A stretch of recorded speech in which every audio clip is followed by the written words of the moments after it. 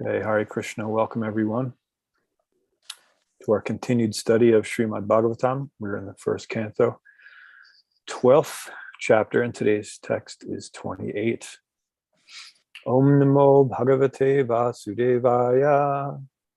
Om Namo Bhagavate Vasudevaya. Om Namo Bhagavate Vasudevaya. Om Namo Bhagavate Vasudevaya. Om Namo Bhagavate Vasudevaya. Om Namo Bhagavate Vasudevaya.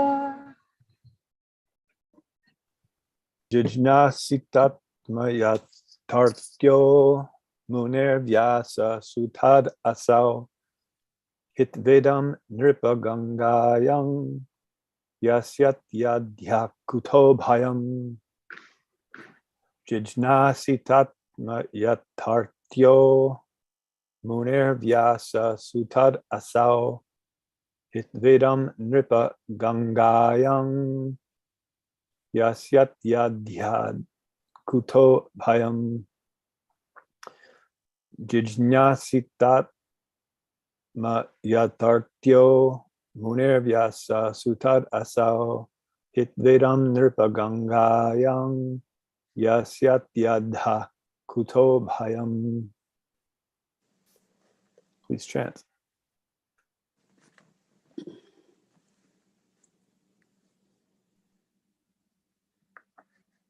Hare Krishna.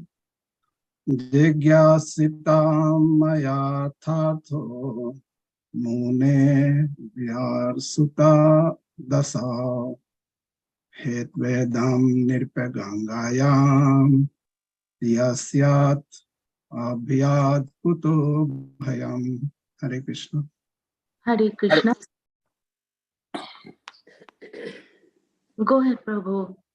Okay. Jigyasitatmayayathartho yo muner vyasa sutadaso hitvedam nrapagangayam yashyati adha kuto bhayam. Hare Krishna. Jignashi tatma yatharto munirvyasa sutadasho hitvedam ripagangayam yashyati adha kuto vayam. Hare Krishna. Hare Krishna. Jignasitatma yatarthiho munirvyasa sutadasau hitvedam nirpagangayam yasyate adha kuto bhayam. Hare Krishna.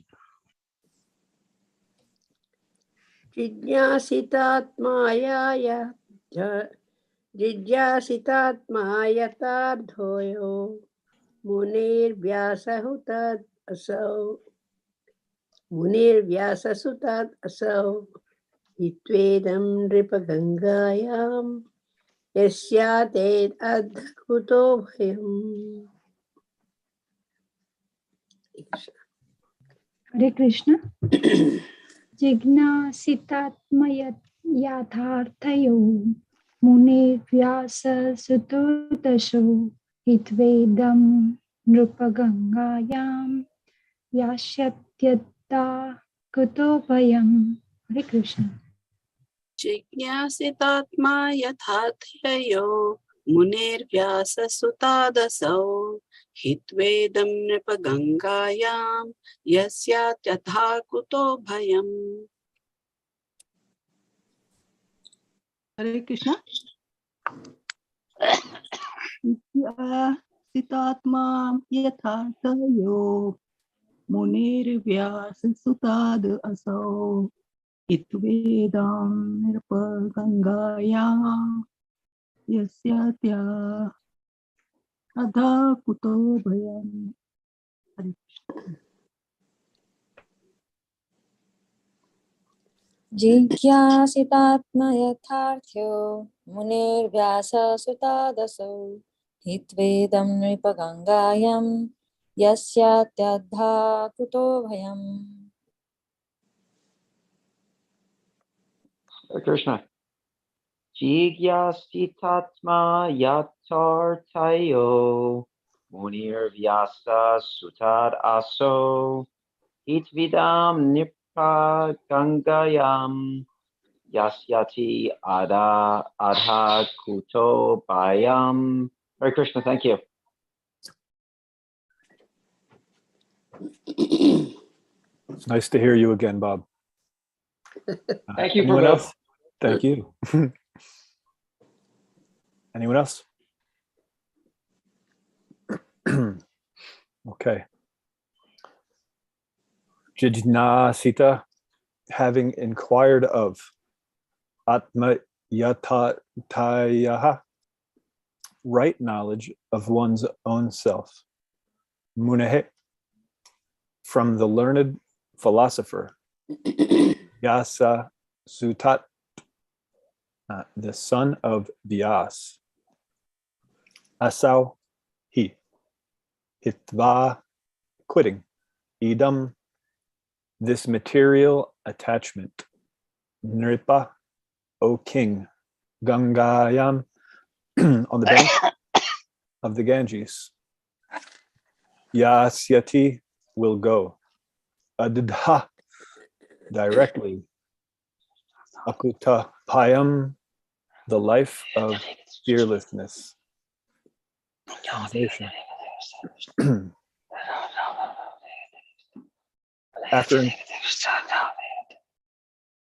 Sorry, we have a few microphones here. Sorry. Okay, translation. After inquiring about proper self-knowledge from the son of Vyasadeva, who will be a great philosopher, he will renounce all material attachment and achieve a life of fearlessness. Purport by Srila Prabhupada.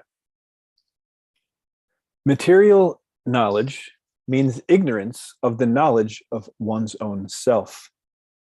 Philosophy means to seek after the right knowledge of one's own self, or the knowledge of self-realization. Without self-realization, philosophy is dry speculation or a waste of time and energy. Srimad Bhagavatam gives the right knowledge of one's own self. And by hearing Srimad Bhagavatam, one can get free from material attachment and enter into the kingdom of fearlessness. This material world is fearfulness. Its prisoners are always fearful, as within a prison house.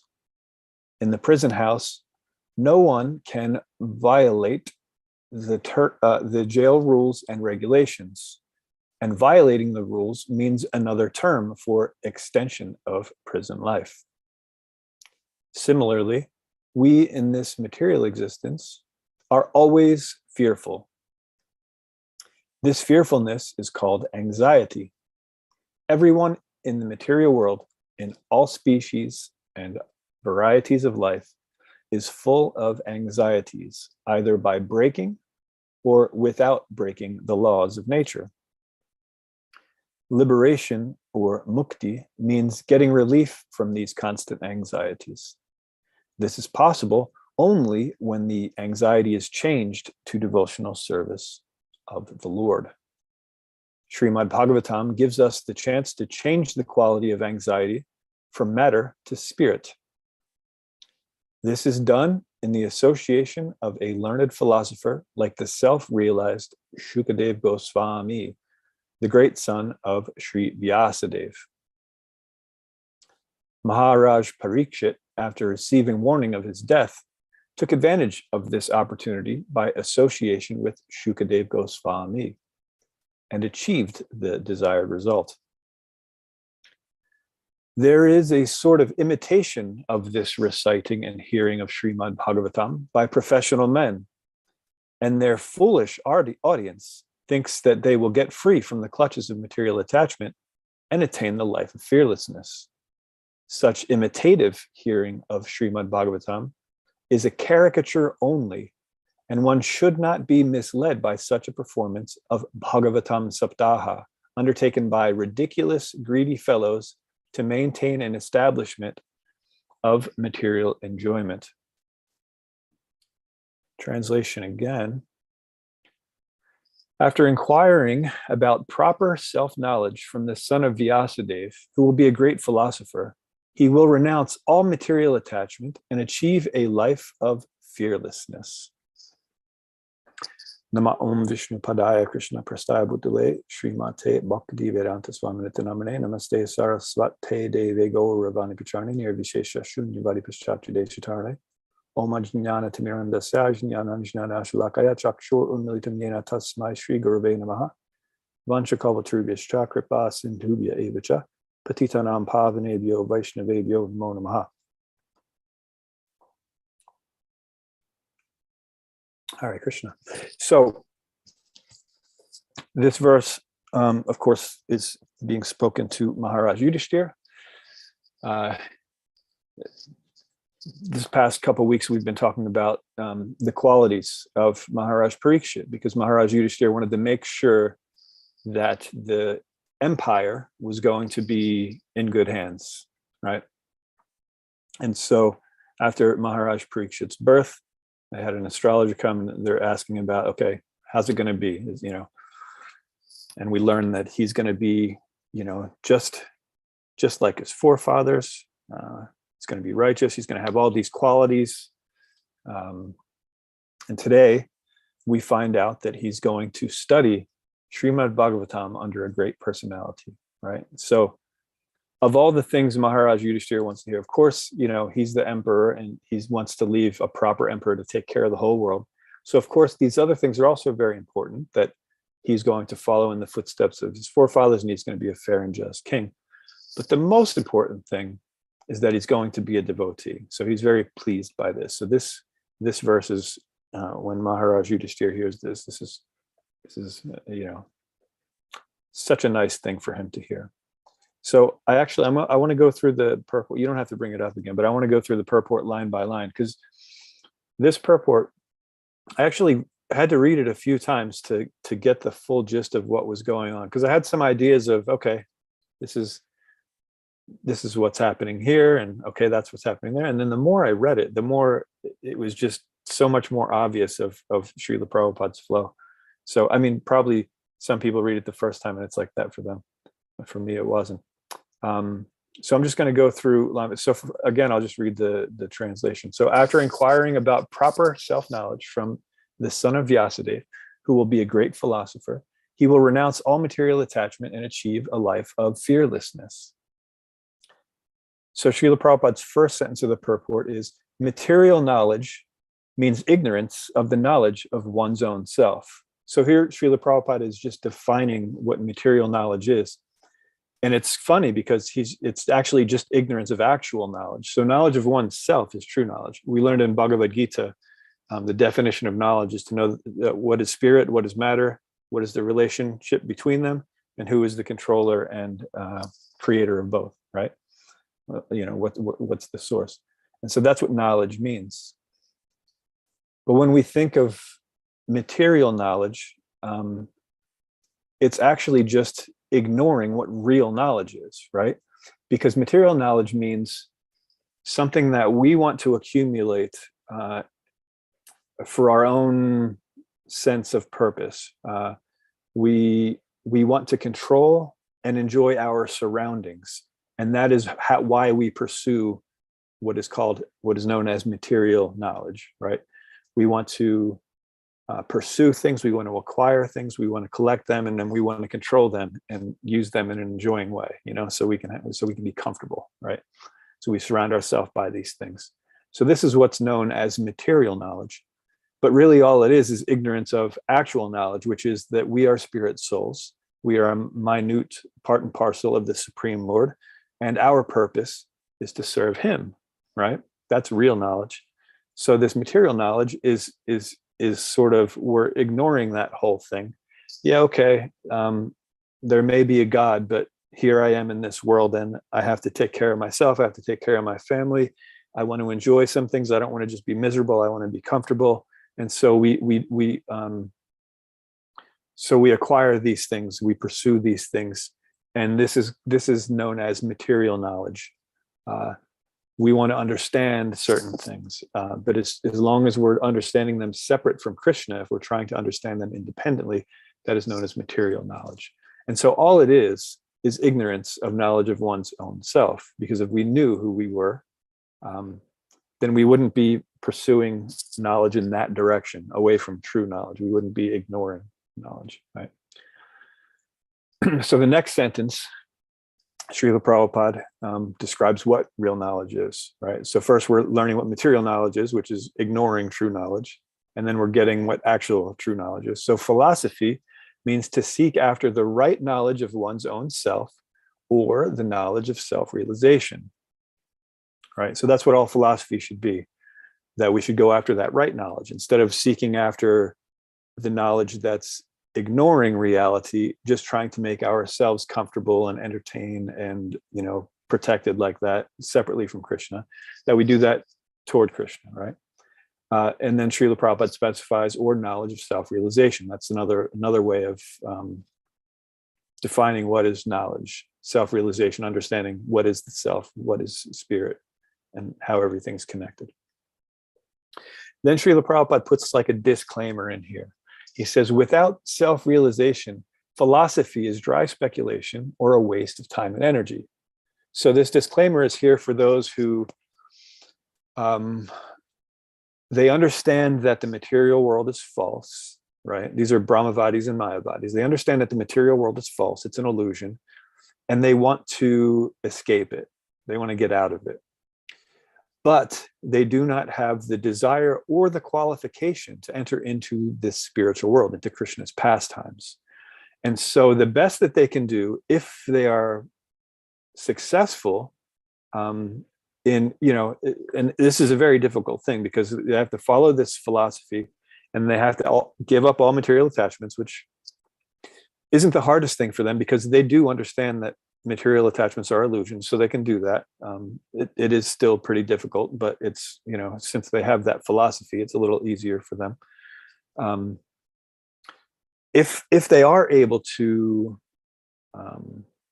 transcend from material nature, the best they could do is go to the Brahmajyoti.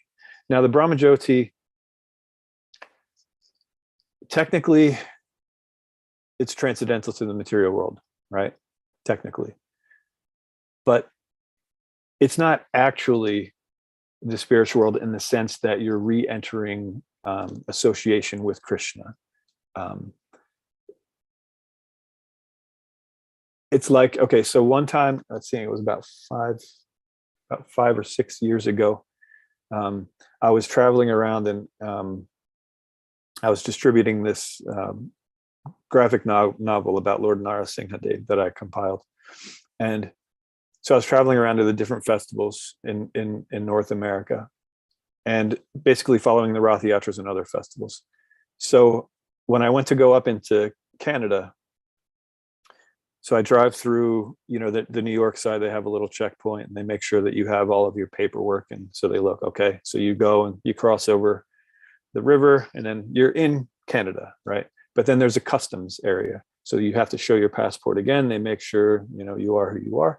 But they also want to see if you're bringing anything in that you're not supposed to. So sometimes they'll pull your vehicle over and they'll, go through your stuff to make sure you're not bringing in anything either illegal or otherwise, something that's prohibited.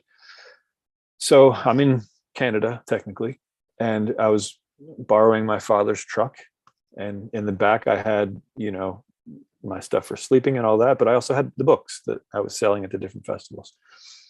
And so they saw these cases of books and they said, well, are you planning on selling these? And well, I knew that if I said yes, I wouldn't be allowed to go into Canada. And so I sort of told a little bit of a white lie. I just said, well, I don't really plan on it, but if someone wants one, sure, I'll allow them to get one if that's okay. And they said, well, it's not. So we can't let you in with these books. So what you have to do is go back over the bridge. And then when you get into New York, there's a place where you can rent a storage locker. You put those books in and you can come back, right? So although I was technically in Canada, I wasn't allowed access into Canada. So this is sort of what the Brahmajyoti is like. Although you're technically out of the material world, you're not really in the spiritual world, right? And so, and it's not a sustainable situation, because the spirit soul has desire to engage in activities, right? The Brahmavadis and Mayavadis, they don't understand that. They think that since their experience of activities was in the material world and they were false, they figured all activities are false. And since they knew that they weren't the material body, that form was an illusion, they figure in their minds, through their material knowledge, separate from Krishna, that all form is illusion. So there is no form. There's no activities. There's no form like that. And so there they are in the Brahmajyoti, and it's peaceful, of course, but they're still eventually not satisfied, because they want to perform some activity. Now, activity can go both ways. You could do spiritual activity or you could do material activity. And since they're not qualified to enter into spiritual activity, they again go into the material world. Now, at least since they're very pious and they've attained the Brahmajyoti, when they go back in a very nice, pious situation. They're born in really nice families, and they're not very selfish. They want to help other people. They're like, well, if I'm going to do something, I may as well, there's sick people all around, so let's open some hospitals. There's hungry people around, let's open some, meal distribution centers like that. And so they do this philanthropic work, which is very nice. It's nice. It's a good thing to do. But they miss the point. They miss the point that all these people, although they're sick and they're hungry, they also have other needs that need to be fulfilled, and that's the spiritual need. And the philanthropists, they also have a need that has to be fulfilled that they didn't understand yet. So it's not their fault. They just didn't understand that that's even a proper need. But if they are able to attain the association of a devotee, then they can understand that need, and then they can help others truly, right?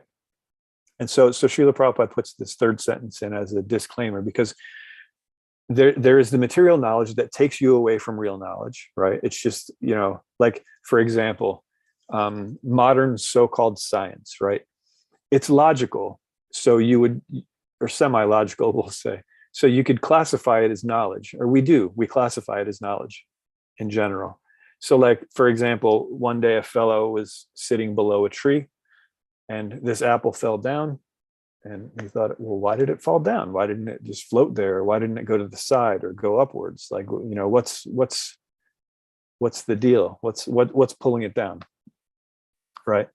And so he came up with this theory that small objects are naturally attracted to big objects. And since the earth is a very big object, then everything is being attracted to it. And this is how gravity was first explained.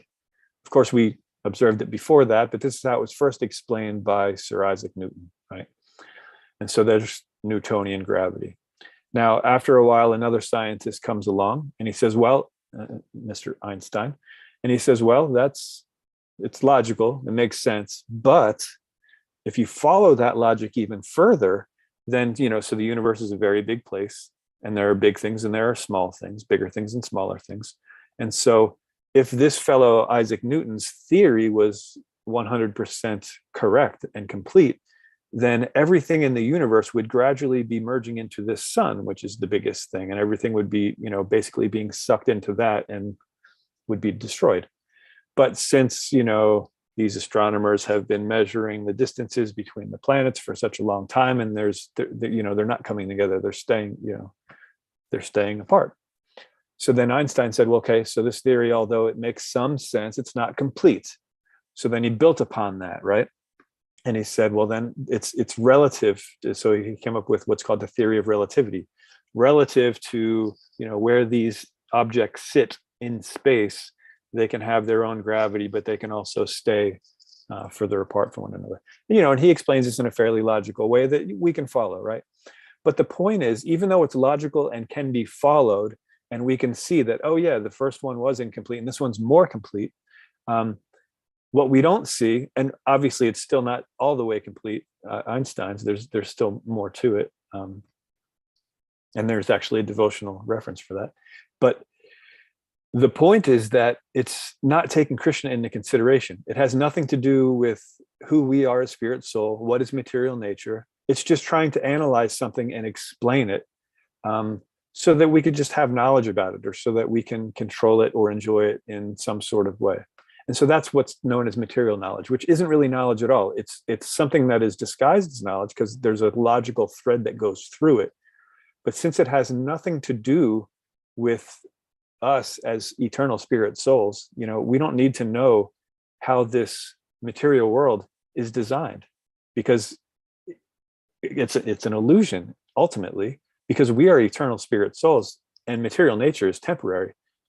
It's eternal in the sense that it's always going to be there in some state, but since it's manifest and then unmanifest and then manifest and then unmanifest, we can't be situated here eternally, right, in the material world. So, fish out of water situation. So analyzing these things, it can be nice and it can be considered knowledge by some, but it doesn't really help us in the long run, So that's what's known as material knowledge, even though it may look like knowledge. Anything that's in pursuant of our own, or anything that's separate from Krishna, anything that's trying to determine things independently from Krishna, without considering him, because everything is part of Krishna, everything came from him. So if we're trying to take him out of the equation, then that's not really knowledge, it's illusion. We're taking parts of Krishna and explaining them in a way that has nothing to do with him. So there's a material knowledge. But then there's, and then also Srila Prabhupada in the second sentence explained what spiritual knowledge was, right? But then there was that disclaimer that, because there are those people who will philosophize, they understand, okay, no, this material world is an illusion, and they try to pursue it in that way. But if self-realization isn't a factor, then as Srila Prabhupada says in this purport, it's just a waste of time. It's dry speculation, a waste of time and energy, right? It's not going to get us anywhere. We may be more knowledgeable of this material world, and we may be able to get more comfortable, something like that. But it's really a waste of time and energy in the long run. So then Srila Prabhupada says, the Srimad Bhagavatam gives the right knowledge to one's own self. And by hearing Srimad Bhagavatam, one can get free from material attachment and enter into the kingdom of fearlessness. So this is just paraphrasing the verse, right?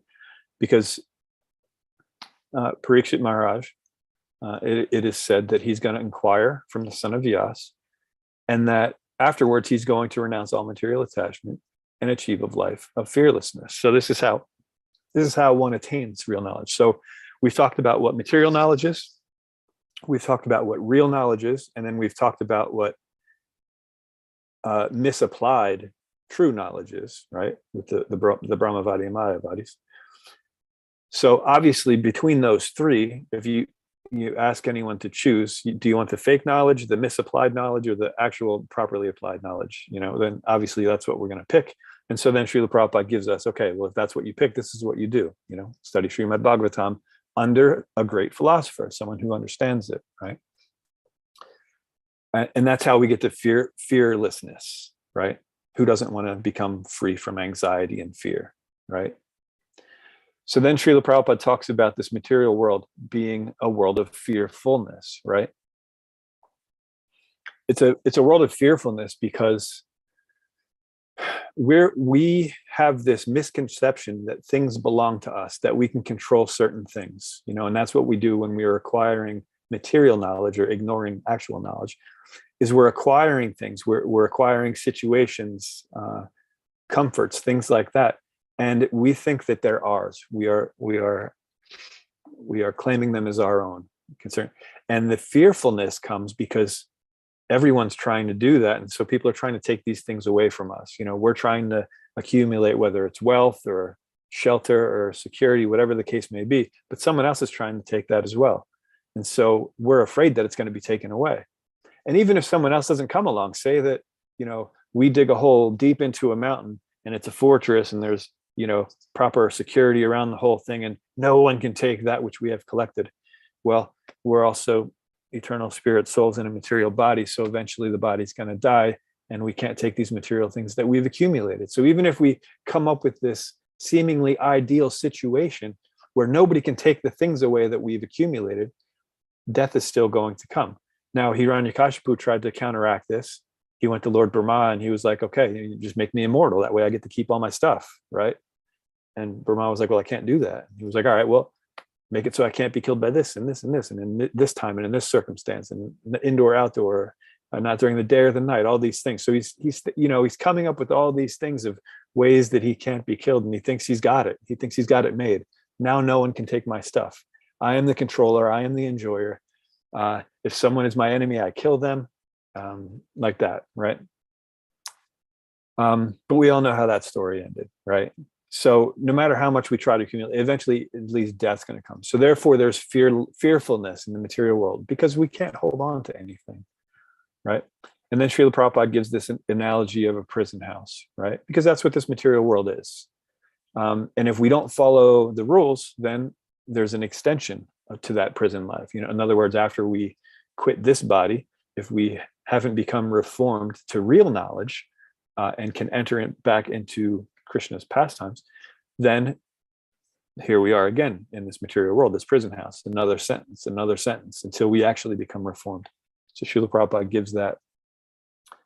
And then Srila Prabhupada revisits this disclaimer on the Mayavadi. He said, liberation or mukti means getting relief from these constant anxieties.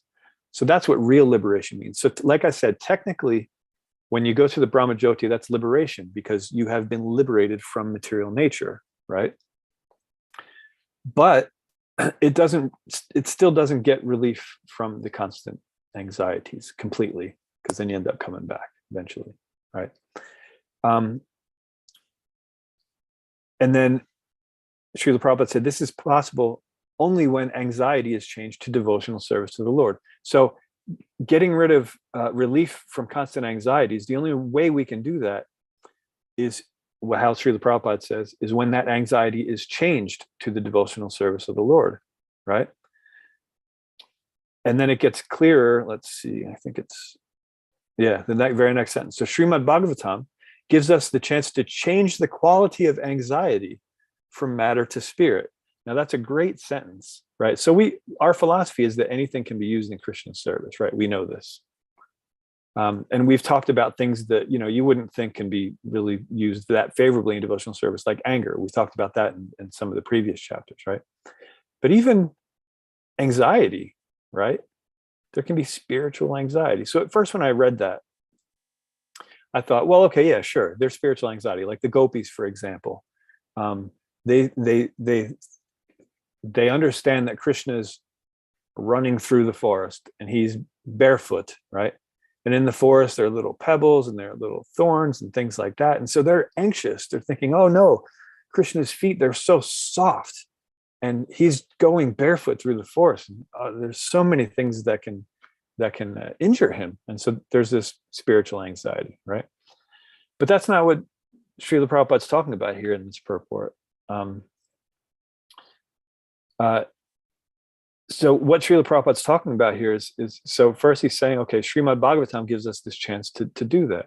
And so the verse for this purport, it's talking about how Maharaj Parikshit went and inquired from the son of Vyasadeva, Shukadev Goswami, and Srimad Bhagavatam was spoken to him. And so what Srila Prabhupada is showing us here is that, so the situation obviously is that Maharaj Parikshit, he was just cursed. He has a week to live, right? So we find out we have a week to live. We're going to be full of anxiety, right? We're going to be like, oh no, I have my bucket list. There were certain places I wanted to visit. There are people I want to talk to. I need to make sure that, all of the people who I take care of are now going to be taken care of by someone else now that I'll be gone. Full of anxieties. We think, oh no, I didn't accomplish this yet. I didn't accomplish that yet. And so anxiety. Maharaj Parikshit, on the other hand, still had an anxiety, you would say, but his anxiety was, okay, now I have to make sure that I'm prepared for death.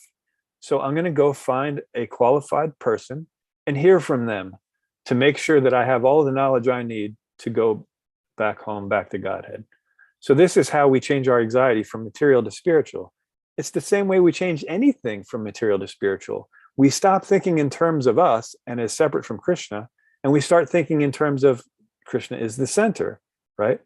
So material anxiety means, oh no, what do I do about my situation? Identifying with this body and the relationships I've had in this body and the things that I wanted to accomplish, separate from Krishna that I can't now because I'm dying, right? No, you change that focus, that consciousness between, that. And so there is a situation and it requires immediate attention. Death is coming. Okay. Death is coming means I should make sure that I'm prepared for what comes after death, right?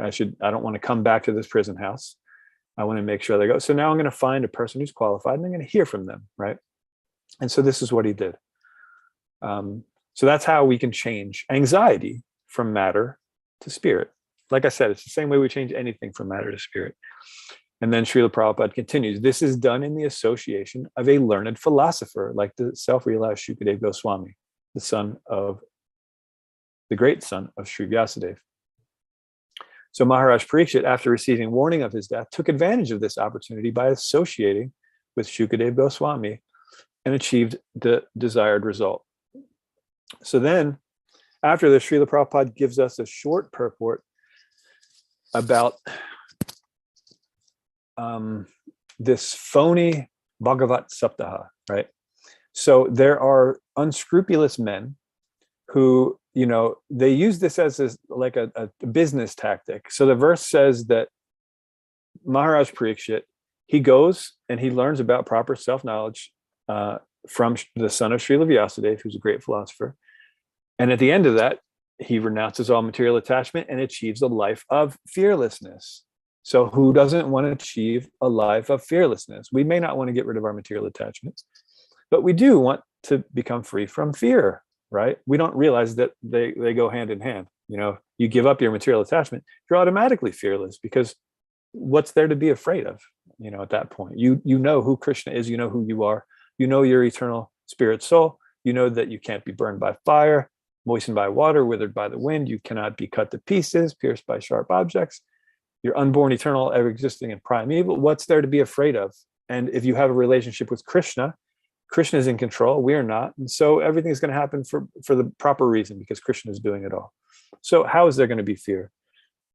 But these people that do these Bhagavat Saptahas, these phony ones, that's not what they're selling. They said, look, you hear this, you're going to become fearless. Here's the proof. Look, read this verse. You do this, you hear it, you become fearless. Now, what would you give to become fearless? How much money would you give to become fearless? This is a hot commodity, So you support us, and then we're going to grant you this fearlessness, right? These are unscrupulous people. And so there are people that take advantage of a spiritual practice. And so Srila Prabhupada cautions us against this phenomenon, that it's not that we just say, okay, yeah, let's just go hear Srimad Bhagavatam from whoever's preaching it. No, we want to go to a qualified teacher. And that's mentioned in this verse, the qualified teacher. He went to the son of Vyasadeva. Vyasadeva is the compiler of all of the Vedas. So his qualified son, who, heard from him and understood it properly in that way, yeah, that's who I want to hear from. I don't want to hear from somebody who's trying to raise funds to expand their ashram, where they're not even doing outreach work. All they're doing is, enjoying materially. Now it's fine if someone's preaching Bhagavatam and you want to give them a donation, which helps them increase their preaching activities. That's fine, because that's still all within the spiritual realm. It's all centered around Krishna. But if someone is doing it just to get material wealth and comfort and like that, accumulate all these material things, they're not considering the fact that all these things belong to Krishna, and they're not using it to further the Krishna consciousness movement, then no, that's a complete waste. So Srila Prabhupada in this purport has told us what ignorance is, material knowledge, which is ignoring true knowledge, what misapplied knowledge is, like having that knowledge but still not applying it properly, what true knowledge is and how to apply it, how to get that knowledge. And he also makes sure we understand that when we're doing that, how to get that knowledge, that we're not doing it from the wrong person, the wrong source, because we could be cheated if we do that, right? And so Srila Prabhupada gives all of this to us in this purport, and he's also showing us how everything, even anxiety, can be used in Krishna's service, right? Everything can be used in Krishna's service. So whatever our situation is, whatever we happen to be feeling, or whatever we happen to be attracted to or attached to, whatever we're drawn to doing, every single one of those things can be used in Krishna's service. And we just have to identify how, right? And so today we've identified how to use anxiety in Krishna's service. So that principle can be applied throughout. So what this verse means to Maharaj Yudhishthir is that his descendant, his grandson, is going to be a great emperor. And not only is he going to be a great emperor when he's ruling, but then he's also going to study philosophy under a bona fide guru. And he is going to become detached from the material world, and he's going to become fearless, right? So that's what this means to Maharaj Yudhishthir. He's very happy about this. Okay, good. But what does this mean to us, right? So to us, this means, so we know that, obviously each of us here, all 18 of us today, we understand the value of Srimad Bhagavatam. Otherwise, we wouldn't have tuned into this Zoom session, right? And since we read Srila Prabhupada's Bhagavatam, we also understand the importance of hearing it from a qualified speaker, yeah? And we also know what we are to do with that. We're to apply those teachings in our daily lives, right? But we're also meant to become detached from material nature and thus become fearless, right? And that's how we become fearless. So we can use this as a litmus test. We can see, because there is such thing as hearing Srimad Bhagavatam, but not becoming detached from material nature. We've read about that at the end of the purport, that last little paragraph about those who, are speaking and those who are hearing, but they're doing it for the wrong reasons. So the way we see if this is actually working or not, if we're actually applying everything in the proper way, is to see if we are becoming materially detached. Are the things that we used to hold dear separate from Krishna, are those gradually dissolving away? Or have we maintained those things? Do we still have a firm grip on these material things? If the answer is yes, we still have a firm grip, then we have to start applying these things in a better way. Like today, we learned how to apply anxiety.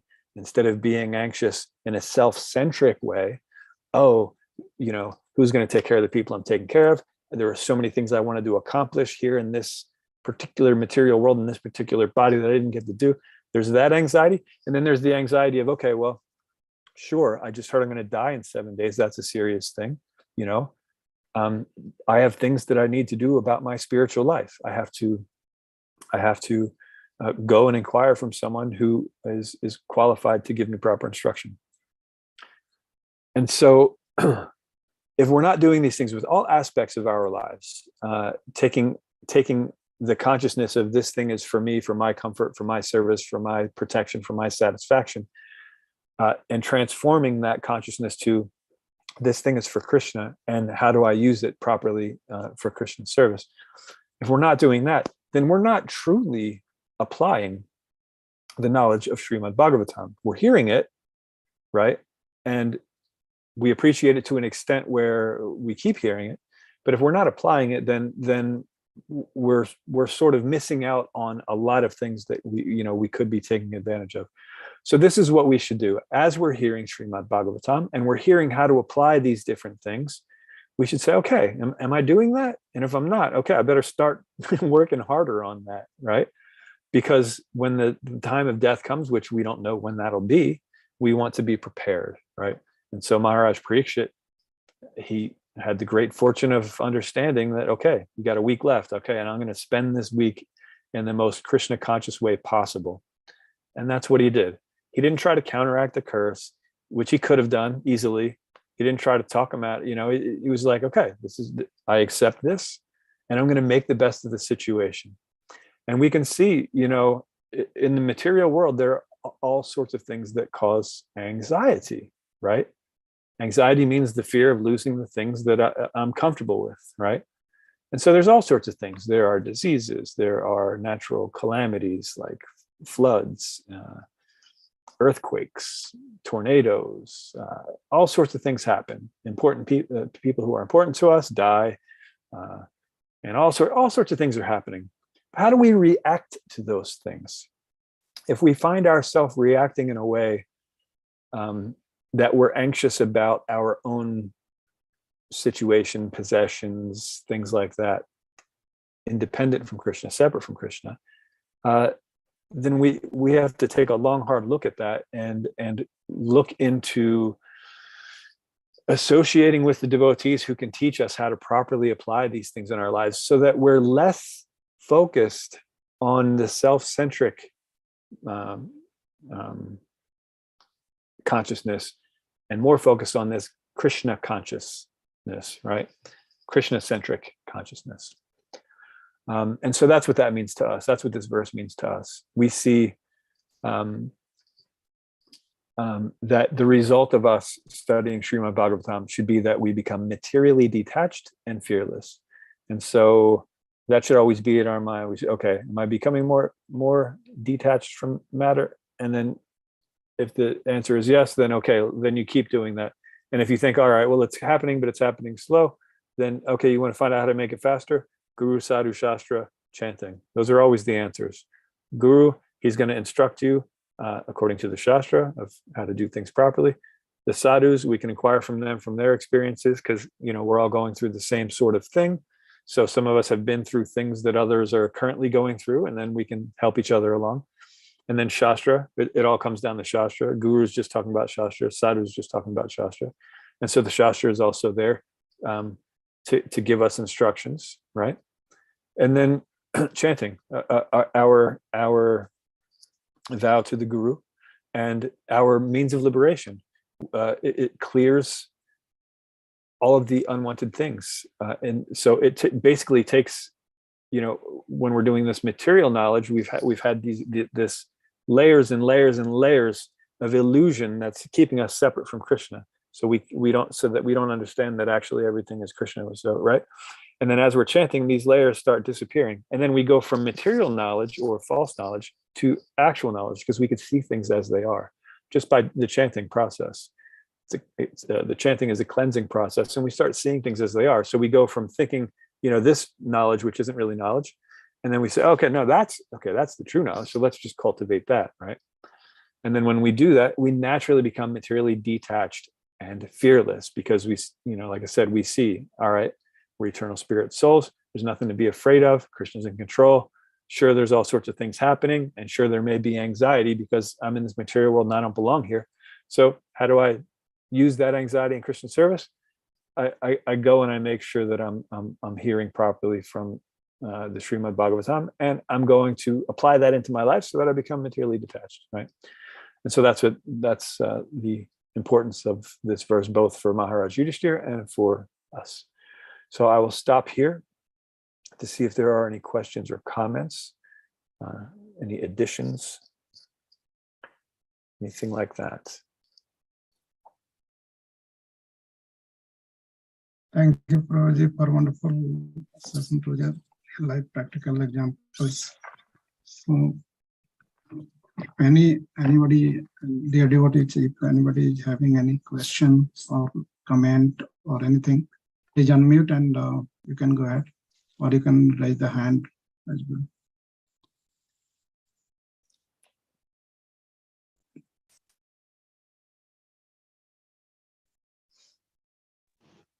Thank you, Prabhu. Hare Very Krishna. nice class. Hare Krishna. Thank you. Kalpesh Prabhu. Kalpesh Prabhu. Hare Krishna, Prabhuji. Thank you for very nice class, very detailed. Thank you for bringing up all the points.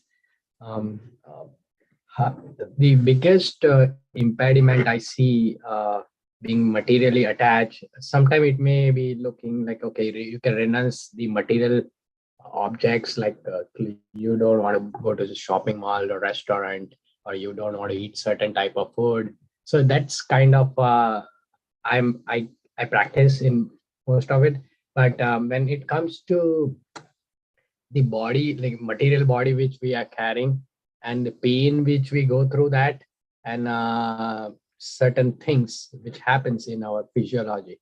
So I mean, how do we really overcome that fear? I mean, of losing that. I see the point here, but I mean, it's very challenging. And what kind of sadhana we should do, and how can we intensify that sadhana to make sure that, oh, this is also not being an impediment for me, kind of. If you can throw some light on that. Thank you. Yes, that's a very good and a very important question. Because sure, there are some things that they're easy to renounce. Like for me, for example, when I met the devotees, I had already renounced many of the things that devotees renounce. So it wasn't even a thing for me. It wasn't even renouncing. That was just naturally what I was doing. Some of them, not all of them, obviously. Some of them I actually did have to renounce. So, for example, if I just ate the biggest feast of my life, and then someone brings out my favorite food, I'm renounced from that. I don't need to eat that because I actually can't eat that. Under any normal circumstance, if I see my favorite food, I'm digging in, but I just ate. So there's no possible way I could even eat it. Right. So that's one way you can look at renunciation. Sometimes it's easy because sometimes it just doesn't even pertain to us. Right. But that's not necessarily actually renunciation. That's something else, right? So the point is, as you mentioned, and then there are some things that are much more difficult, right? And we need to figure out what to do with those. And then you actually even answered your own question when you talked about what kind of sadhana, because it is the sadhana that helps us to get to that point where the things that we are attached to, then we become less attached to, right? And so you mentioned, for example, there's certain pains of the body, and you become fearful when that happens because even though we know that this body is temporary and it will end at some point, still we sort of take it for granted that we have it for a while. Well, yeah, well, I'm a young fellow. I still have it for a while. People die young all the time. It's guaranteed that we are going to die. This body's going to end. Death rate is 100%. Always has, always will be, despite what the scientists say. They're not going to cut your head off and freeze it and then bring you back in 1,000,000 years and then you will live eternally. That's not how this works. We are going to die. Yeah. We just don't want to die soon. So yeah, these things make us fearful when we encounter a big injury, or when we see someone who's close to us have a big injury or a death like that. And so the way to become fearless, which was given in today's verse, is to constantly hear Srimad Bhagavatam, but also to apply it. So to hear it from someone that's qualified, and to also apply it properly, not just apply it, but apply it properly. And then naturally, if we maintain that sadhana, then these things that at some point made us very anxious, then don't make us anxious anymore, because we see things as they are. We understand, okay, well, no, yeah, everyone's going to die anyway. We actually, instead of theoretical knowledge, it's actual realized knowledge. We know that we're going to die anyway, and it could come at any time. And so every day we prepare for death. Every moment we prepare for death, right? That is the devotee's mentality. Every moment is being prepared for death, because that is one thing that we can 100% be assured of, that this body will end, right? And so just naturally, as we follow this process, that fear dissolves, right? And so it becomes like, seeing our favorite food after eating a feast. It's, there's no interest there because we're already satisfied. We achieve the higher taste of Krishna consciousness. And then so these lower things, they're not even on our radar anymore, right? Like there are certain things in this world that we don't notice, but other people do, because it's in their field of activities, right? Like when we walk outside and there's all sorts of rocks on the ground, sure, we can distinguish between a smooth rock and a hard rock and a pointy rock because one of them hurts our foot and the other one doesn't. But there are people who, geologists who, understand all sorts of things about all these different kinds of rocks and how they were formed and what they're made of and what they can be used for and all this. And they're just things that we walk on, right? And so a Vaishnava, as he practices Krishna consciousness and applies the instructions from the Guru, Sadhu, and Shastra into his life, all of these things that we've previously been attracted to and so-called experts in these fields, they just become, rocks that we're walking on. Not a big deal. It's like that. So gradually it just goes away. And it's when we diligently apply the teachings of Bhagavatam properly in our life. And then, like I said, we can see if we're doing it properly, judging on how much we're becoming materially detached. Did that answer your question, Kalpesh? Is he still there? Yeah, sure. It really helped me. Thank you. I was also thinking in my terms this way, that because I see that reason that fear is coming because we are attached to this body. Yeah. And again, that understanding plays an importance. So maybe there is how to intensify would mean that spend more time in listening, hearing, and try to spend a maximum time doing that, and also chanting more, because chanting is the cleansing process. So once that cleansing process is being applied, that intensified. So maybe not 16 rounds, but do something more if it's practical and doable for in particular cases. So that is how I was pursuing that. But I think so you identified the various points. So thank you very much. Yes. Yeah.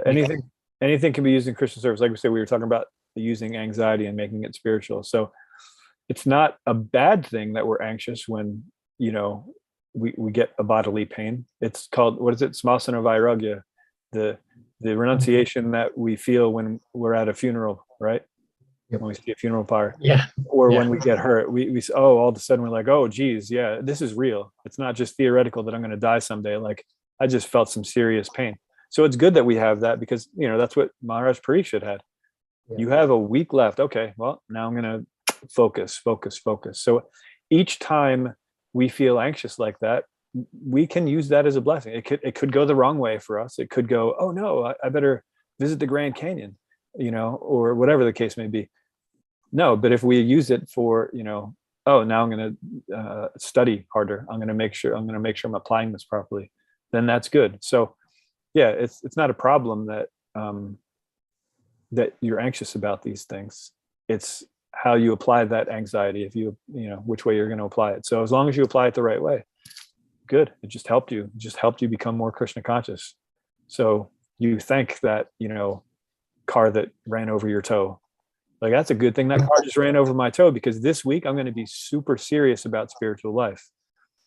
Yeah, that's a very positive way to, yeah. And sometimes, thank you. Yeah, sometimes Krishna just gives us a little reminder, and sometimes we need a bigger reminder, right? I personally need big reminders. Right. So my back gets broken, my pelvis gets broken. Krishna gives me big reminders because I'm numb in the head, right? But okay, the message is there, so let's let's go. So whatever the message is, we continue. Thank you for that question. That was great. Hare Krishna, Prabhuji. Thank you. Soba Radhe Mataji has her hand up. Please. Hare Krishna, Prabhu. I was listening on YouTube, so I was just going to say, not just 18 people, there were 19 people listening. Oh, 19. Okay, good. Was it just the one on YouTube? No, there will be. I'm sure my mother-in-law is also listening. So. Oh, okay. But the points that I really was thinking about today is Sadhu Sangha. This verse, if I had read it on my own, and this is something I've realized in the last couple of classes, is when I read it, I understand it in a very at a very low level, and then I come to class and then I hear your explanation or your take on this, and it's just so different, so deep. And the last few weeks, that's how it has been. And so sadhu sangha, I think, is so important. It really, really helps us understand better. And the other thing that I've been studying Nectar of Instruction for Bhakti Shastri and applying these anger and anxiety and everything in Krishna. I'm not at that stage. You were explaining Krishna, is running bare feet, his feet are hurting. I'm still not quite there. When I none of us are there. Yes. But do you think if I take on service at the temple and I'm anxious for whatever little tiny service that I do, if I'm washing pots, use that anxiety to make sure that the pots get washed, or whatever service that we do, at least can we start there? Do you think that is at the same? Kalpesh Prabhu was saying, chant more, listen more. Absolutely, there is no substitute for that, and there is no, there is no excuse for not doing enough of those things. But also taking on services that need to get done to run the temple. Yeah, and again, go ahead, Prabhu. And to be conscious doing those services. So it's always the consciousnness. It's not just the thing that we're doing. So it's nice if we're washing Krishna's pots because they're Krishna's pots. But if we're doing them, it depends. Depending on what our consciousness is, it can be a lot better for us, or mediocre for us. So if our consciousness is okay, no, I want to make these the absolute cleanest pots that there ever been, because I want, because Radharani's doing the cooking, and so if there's that black stuff on the bottom, the bottom where because the gas is there, and it chars the bottom, and we all think that's a stain. That's not a stain. That'll come out. It will, I promise. So if we think, okay, well, Radharani is going to be cooking this, and I don't want to get a black smudge on her sari, and so we scrub that for hours and hours and hours until we get it right. And then we have to be detached. We have to be detached the next time we go to the temple 3 weeks later, that same pot now is black again. We have to be detached that, okay, now I got to scrub this thing again. And it's not that nobody's doing their service. It's I'm thankful that I get to do this service again. I had this issue because I lived in the temple in the early 90s, and I saw how much went to waste. Just because when you're living in a communal situation, just in general, whether it's a spiritual community or a material one, people tend to have this mentality of it's not mine, right? So they don't necessarily take all that good care of it. So for example, just potato peelers, we would go through potato peelers like anything, like they were tissues, we do a lot of peeling. So, and we would get the cheapest ones because, they're going in the garbage after 3 days anyway. So what's the point? That was sort of like the mentality. We didn't have any sharp. There was one sharp knife. All the rest were, garbage, because if it's not that none of the knives were sharp at one point, it's just that people didn't use them properly. And, that's it. That's how it goes. So at one point, after I moved out of the temple and I was working to save up for college, one of the fellows I was working with, he was a representative of Cutco, where they sell knives, right? And they have a lifetime guarantee. They're really expensive, but they have a lifetime guarantee. So anytime they get dull, send them back. You get a brand new knife for life, right? And so I thought, okay, this is really expensive, but I'm going to do it. But I didn't get the whole knife set because I knew there's no way anybody's going to be that responsible. What I did was I got 5 potato peelers and I put them in a case. They were $100 a piece, by the way. Put them in this case, and they have a lifetime warranty. So I was like, worth it. I put him in this case and I gave it to one particular devotee who I trusted. I knew that, he was very trustworthy. And I said, only bring these out. If you're using it, fine, but only bring these out like for a mass cut up for like Sunday feast like that. Right. And then when it's finished, you take them, because if you leave them in the kitchen, someone's going to, if they nick it, they're going to throw it away, and they don't know that you get a whole brand new one. Right.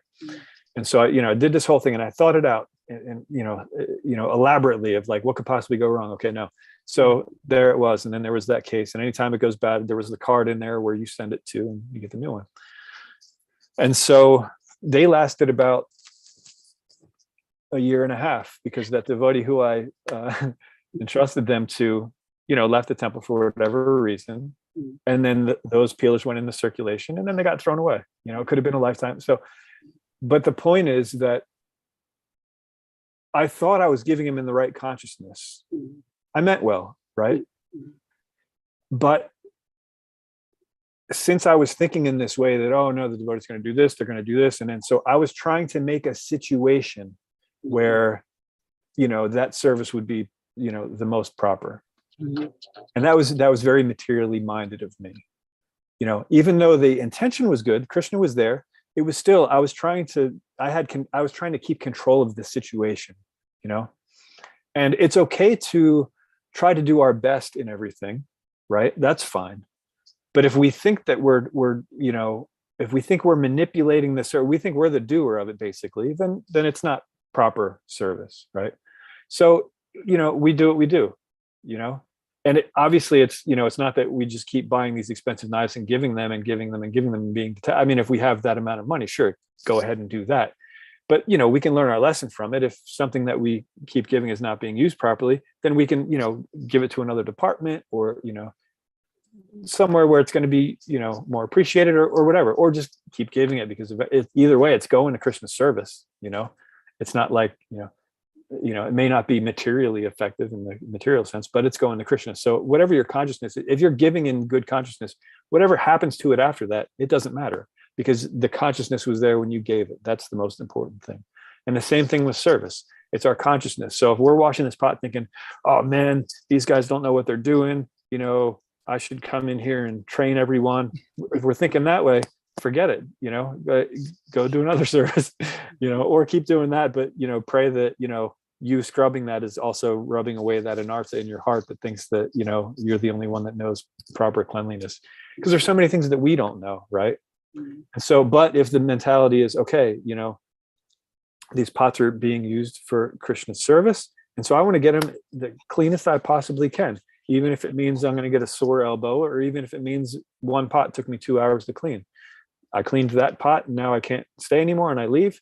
There's a lot of other pots, but it's the consciousness. So, it's not just getting the thing done like, okay, oh, see that? This person comes in and all the pots are cleaned in 2 hours, and this person only did one pot. If we look at it in material terms, we're never gonna understand the philosophy of Krishna consciousness.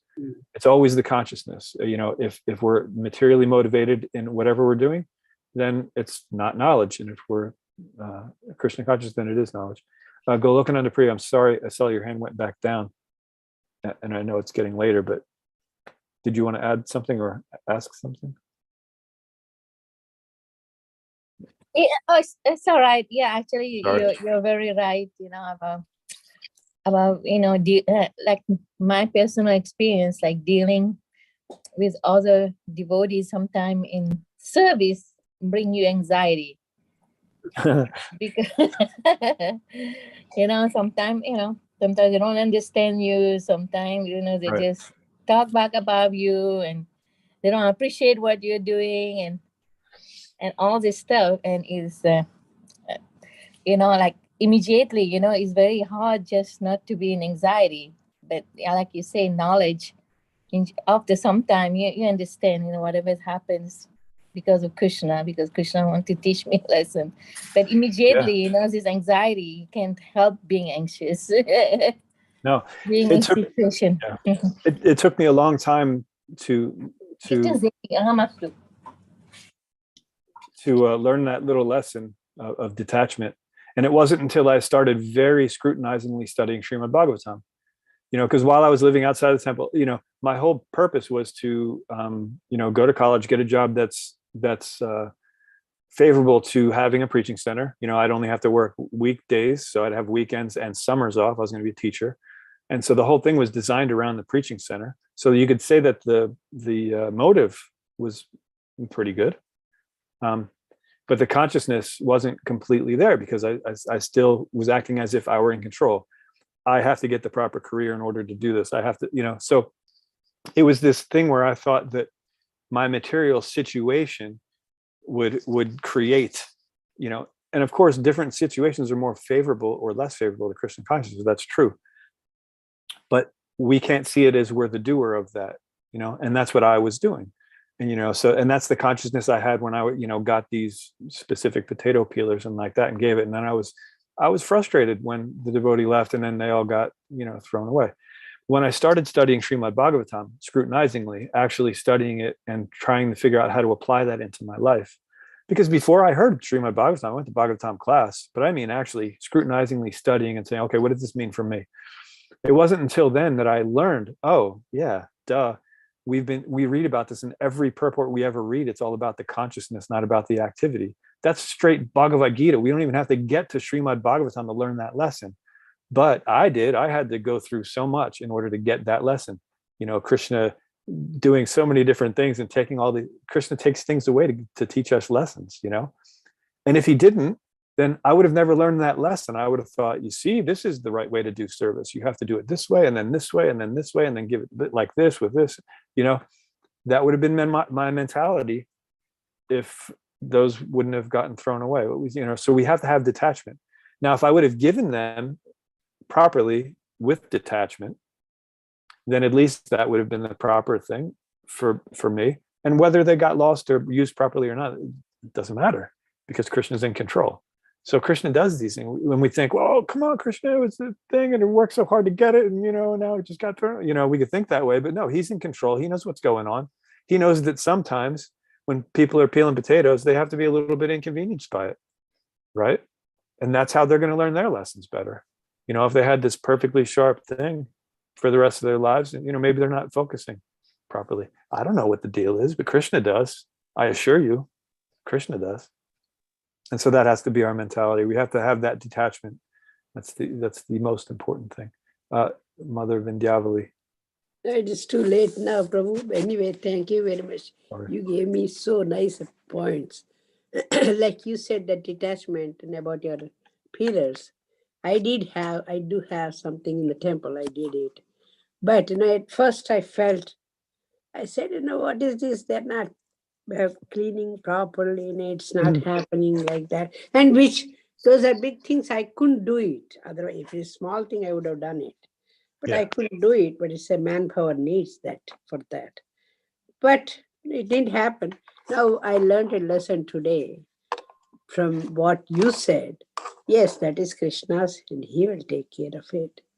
And I gave it, that's it, forget it. And he can take care of it. If it's not, that's fine. My capacity, what I could do, I did it. Right. Yeah, we should still do our best. We shouldn't say, all right, well, Krishna's in control, so I don't have to do anything. We still do our best, but the mentality has to be, the consciousness has to be in a detached way. Otherwise, everybody should have same mentality, Prabhu. Then it will work. So otherwise, it won't work. It won't work. Like Golakaman, the Mataji said, that creates anxiety only. That's it. Yeah. We cannot control what other people That's true. other people do. No. We can hardly control what we do. That's all. We have this free will, and our mind often wins, and we end up making the decision to enjoy separately from Krishna. We do that a lot. So, let alone controlling other people, we can hardly control ourselves. But at least there's a possibility to control ourselves if we influence ourselves with Guru, Sadhu, and Shastra enough and chanting enough, then which is also hard. It will take some time. Yeah, it takes some time because it has to be done with the right mentality. We tend to think in this material world that all we have to do is the thing. So when we talk about sadhu sangha, which Mother Sobarade was talking about, we just see it as a thing. So as long as I'm hanging out with devotees, it doesn't matter what we're doing. That's sadhu sangha, but it's not. That's not sadhu sangha. Sadhu sangha, sat means the eternal principles. So first there has to be tapping into that.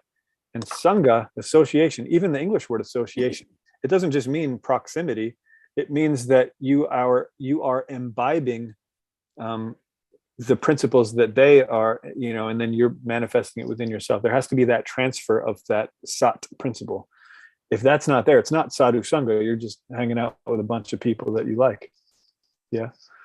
And so we think I'm doing everything right. I'm hanging out with the devotees. I'm listening to Bhagavatam. But as we read in today's purport, just because you listen to Bhagavatam, it doesn't mean that you have the right consciousness. Right consciousness has to be there. All right. Oh, and then the other thing Subharadhe Mataji was saying about sadhu sangha and how important it is.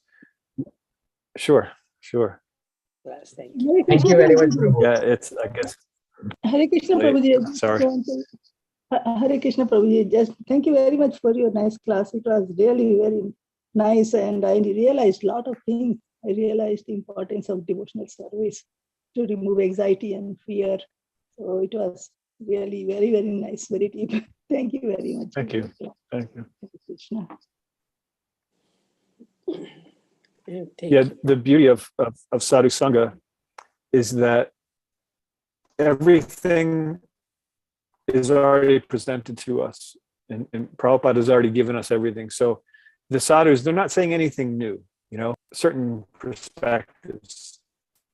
So if a devotee can make us relate to something, then that's the important thing. So for example, there's a very, very advanced, very senior devotee who hangs out in Mayapur sometimes.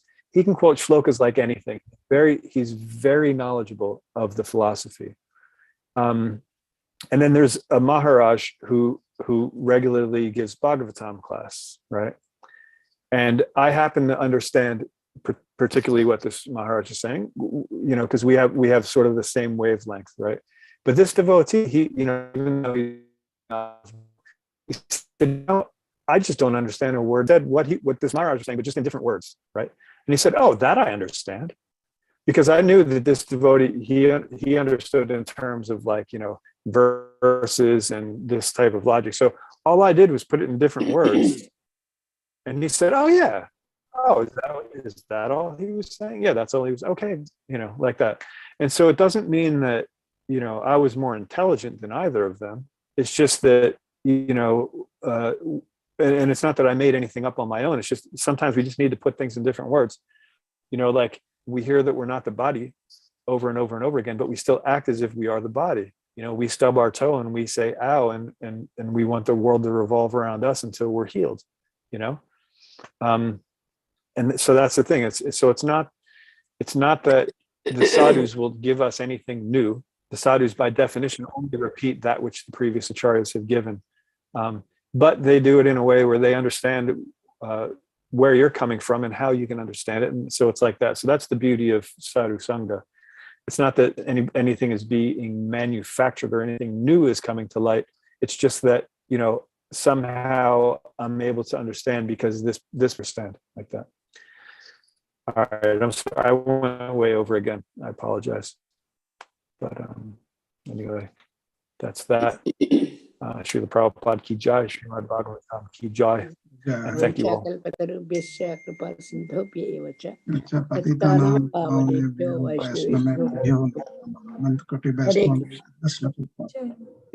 Thank you so much, Prabhuji, for wonderful session. Really, it was enlightening. Thank you very much.